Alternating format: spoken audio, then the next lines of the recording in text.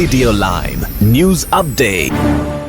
നമസ്കാരം, lime news അപ്ഡേറ്റ്സിലേക്ക് സ്വാഗതം. വാർത്തകളുമായി ഞാൻ നിപിൻ. കൊക്കൈനുമായി പിടികൂടിയ പ്രതിയുടെ ചിത്രം സമൂഹമാധ്യമങ്ങളിലൂടെ പങ്കുവച്ച പോലീസ് ഇപ്പോൾ പുലിവാല് പിടിച്ച അവസ്ഥയിലായി. സമൂഹമാധ്യമ ഉപയോക്താക്കൾ പ്രതിയുടെ ചിത്രം കണ്ട് ആരാധന മൂത്തതാണ് കാരണം. നഗരത്തിലേക്ക് എത്തിയ ഒരു കാർ പോലീസ് പരിശോധിച്ചപ്പോൾ കണ്ടെത്തിയത് 3 കോടിക്ക് മേലെ വില വരുന്ന 3 കിലോ കൊക്കൈനാണ്. അപ്പോൾ തന്നെ കാറിലുണ്ടായിരുന്ന 2 പേരെ പോലീസ് അറസ്റ്റ് ചെയ്തു. അങ്ങനെ അന്വേഷണവും ആരംഭിച്ചു. അറസ്റ്റിലായവർ 30-കാരിയായ കിർസ്റ്റി സാൻസും 29-കാരനായ ജോൺ റോജേഴ്സുമായിരുന്നു. തുടർന്ന് നടത്തിയ അന്വേഷണത്തിൽ 2 പേരെ പോലീസ് അറസ്റ്റ് ചെയ്തു. ഇരുവരുടെയും സുഹൃത്തുക്കളായ കിങ്സ്ലി വില്യംസ്, ആരോൺ റസൽസ് എന്നിവരായിരുന്നു അവർ. പിന്നാലെ കുറ്റം ചുമത്തിയ 4 പേരെയും കോടതിയിൽ ഹാജരാക്കി. പക്ഷേ പ്രതികളുടെ ചിത്രങ്ങൾ പോലീസ് സമൂഹമാധ്യമങ്ങളിൽ പങ്കുവച്ചതോടെയാണ് പ്രശ്നം തുടങ്ങിയത്. യുവതിയുടെ ചിത്രം കണ്ട് ആകർഷ്ടരായവർ അവരുടെ പടം തങ്ങളുടെ സമൂഹമാധ്യമ അക്കൗണ്ടിലൂടെ പങ്കുവയ്ക്കുകയും ചിത്രം പെട്ടെന്ന് തന്നെ വൈറലാവുകയും ചെയ്തു. ഇതോടെ മയക്കുമരുന്ന് വ്യാപാരി സ്ത്രീ സമൂഹമാധ്യമങ്ങളിൽ വൈറലായി. നിരവധി സമൂഹമാധ്യമ ഉപയോക്താക്കൾ ക്രിസ്റ്റി സാൻസുമിന്റെ ചിത്രം കണ്ട് അമ്പരന്നെന്ന് ന്യൂയോർക്ക് ടൈംസ് റിപ്പോർട്ട് ചെയ്യുന്നു. ക്രിസ്മസ് രാത്രിയിൽ ബ്രിട്ടീഷ് രാജകുടുംബത്തിനായി കരോൾ ഗാനം പാടി മലയാളി പെൺകുട്ടി. ഇംഗ്ലണ്ട് കിരീടാവകാശി പ്രിൻസ് വില്യമിന്റെ ഭാര്യ പ്രിൻസ് കാതറിൻ ആതിഥ്യം വഹിച്ച റോയൽ കരോൾ സന്ധ്യയിലാണ് കണ്ണൂർ അങ്ങാടിക്കടവ് സ്വദേശി സെറാ റോസ് സാവിയോ പങ്കെടുത്തത്. ചർച്ച് ഓഫ് ഇംഗ്ലണ്ടിന്റെ റോം എന്ന് വിശേഷിപ്പിക്കുന്ന വെസ്റ്റ് മിനിസ്റ്റേഴ്സ് അബിയിൽ 24 രാത്രിയിലായിരുന്നു കരാൾ പാടിയത്. പ്രിൻസസ് ഓഫ് വെയിൽസ് ആയ കാതറിൻ രാജകുമാരിയുടെ പ്രത്യേക ക്ഷണം ലഭിച്ചാണ് ചെസ്റ്ററിലെ സങ്കോഫ സോങ്സ്റ്റേഴ്സ് എന്ന ഗായക സംഘം കരാൾ പരിപാടിയിൽ പങ്കെടുത്തത്. ഈ ഗായക സംഘത്തിലെ ഏറ്റവും പ്രായം കുറഞ്ഞ ഗായികയാണ് 4 വയസ്സുകാരി സെറ.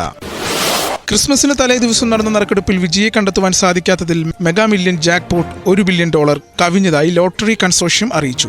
ഇന്ന് നടക്കാനിരിക്കുന്ന അടുത്ത നറുക്കെടുപ്പിൽ $1.15 ബില്യൺ സമ്മാനത്തുക. Washington DC, US Virgin Island എന്നിവയുൾപ്പെടെ 45 സംസ്ഥാനങ്ങളിലാണ് ടിക്കറ്റുകൾ വിൽക്കുന്നത്. $2 മെഗാ മില്യൺ ടിക്കറ്റുകൾക്ക് നിരക്ക്. ചൊവ്വ വെള്ളി ദിവസങ്ങളിൽ പ്രാദേശിക സമയം 11 മണിക്കാണ് നറുക്കെടുപ്പ്.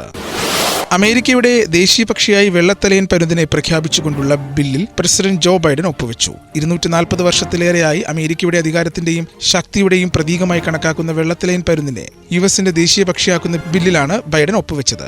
ഇതോടെ ബിൽ നിയമമായി. വെള്ളത്തലയൻ പരുന്തിനെ ദേശീയ പക്ഷിയായി പ്രഖ്യാപിക്കുന്നത് സംബന്ധിച്ച് വളരെ കാലമായി ശ്രദ്ധിക്കാതെ കിടന്ന തീരുമാനമാണ് ഇപ്പോൾ നടപ്പാക്കിയത്. ഒട്ടുമിക്കവർക്കും പരിചിതമായ വെളുത്ത തലയും മഞ്ഞക്കൊക്കും തവിട്ട് നിറത്തിലുമുള്ള ശരീരവുമുള്ള വെള്ളത്തലയൻ പരുന്തിനെ ദേശീയ പക്ഷിയായി നിയമിക്കുന്നതിനായി യുണൈറ്റഡ് സ്റ്റേറ്റ് കോർട്ട് ഭേദഗതി ചെയ്തിരുന്നു. ഇനി നാട്ടിലെ വാർത്തകൾ. ജനങ്ങളെ ശക്തരാക്കിയ നിയമനിർമ്മാണങ്ങളിലൂടെയും രാഷ്ട്രത്തിനു കരുത്തായ സാമ്പത്തിക നയരൂപത്തിലൂടെയും വേറിട്ട വഴി സൃഷ്ടിച്ച മുൻ പ്രധാനമന്ത്രി മൻമോഹൻ സിംഗിന് ആദരാഞ്ജലികളുമായി രാജ്യം. AICC ആസ്ഥാനത്തെ പൊതുദർശനത്തിനു ശേഷം ഔദ്യോഗിക ബഹുമതികളോടെ നാളെയാണ് സംസ്കാരം. ഡൽഹി എയിംസ് ആശുപത്രിയിൽ ഇന്നലെ രാത്രി 9:51 അന്ത്യം. 2004 മുതൽ 2014 വരെ പ്രധാനമന്ത്രിയായിരുന്നു. ഏറെ നാളായി രോഗബാധിതനായ അദ്ദേഹം ഇന്നലെ വൈകിട്ട് 7:45 വസതിയിൽ കുഴഞ്ഞു വീഴുകയായിരുന്നു. കേന്ദ്ര സർക്കാർ 7 ദിവസത്തെ ഔദ്യോഗിക ദുഃഖാചരണം പ്രഖ്യാപിച്ചു. ഇന്നത്തെ എല്ലാ ഔദ്യോഗിക പരിപാടികളും റദ്ദാക്കി. അന്തരിച്ച മുൻ പ്രധാനമന്ത്രി മൻമോഹൻ സിംഗിന് റേഡിയോ ലൈമിന്റെ ആദരാഞ്ജലികൾ.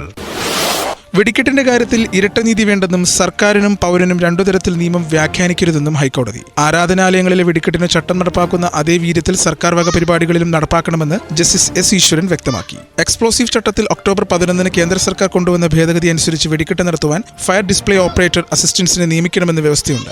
നിയമനത്തിന്റെ സർട്ടിഫിക്കറ്റ് എക്സ്പ്ലോസീവ് കൺട്രോളർ നൽകിയാൽ മാത്രമേ വെടിക്കെട്ട് ലൈസൻസിന് അപേക്ഷിക്കാൻ സാധിക്കൂ. നിബന്ധന പാലിച്ചില്ലെന്ന കാരണത്താൽ വെടിക്കെട്ടിന് ജില്ലാ മജിസ്ട്രേറ്റ് അനുമതി നിഷേധിച്ചതിനെതിരെ പാലക്കാട്ട് ക്ഷേത്ര ഭാരവാഹികൾ നൽകിയ ഹർജിയാണ് കോടതി പരിഗണിച്ചത്. രാത്രിയിലെ വൈദ്യുതി പ്രതിസന്ധി പരിഹരിക്കുവാൻ സംസ്ഥാനത്തെ ആദ്യ ബാറ്ററി എനർജി സ്റ്റോറേജ് സിസ്റ്റത്തിന് ടെൻഡറായി. പകൽ സമയത്ത് കുറഞ്ഞ നിരക്കിൽ ലഭിക്കുന്ന വൈദ്യുതി ബാറ്ററിയിൽ സംഭരിച്ച് രാത്രി ആവശ്യമുള്ളപ്പോൾ ലഭ്യമാക്കുന്ന പദ്ധതിക്ക് കേന്ദ്ര സർക്കാർ സ്ഥാപനമായ സോളാർ കോർപ്പറേഷൻ ഓഫ് ഇന്ത്യ മുഖേനയാണ് ടെൻഡർ ക്ഷണിച്ചത്. കാസർഗോഡ് മൈലാറ്റി 220 kV സബ്സ്റ്റേഷൻ പരിസരത്താണ് 500 മെഗാവാട്ടിന്റെ ബസ് സ്ഥാപിക്കുക. 125 മെഗാവാട്ട് വീതം സംഭരണ ശേഷിയുള്ള 4 ബാറ്ററി യൂണിറ്റുകളാണ് സ്ഥാപിക്കുക. രാത്രി KCB ആവശ്യപ്പെടുന്ന സമയത്ത് ഇതിൽ നിന്ന് ഒന്നിച്ചോ വിവിധ മണിക്കൂറുകളിലായോ വൈദ്യുതി ലഭ്യമാക്കും.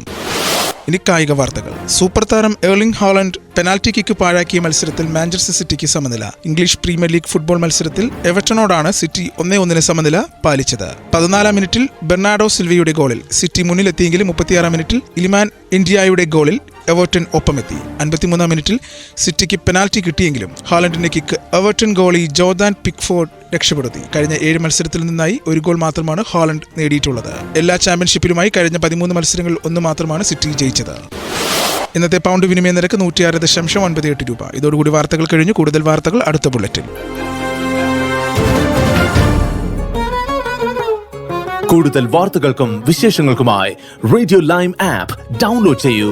പ്ലേ സ്റ്റോറിൽ നിന്നും ആപ്പ് സ്റ്റോറിൽ നിന്നും. Radio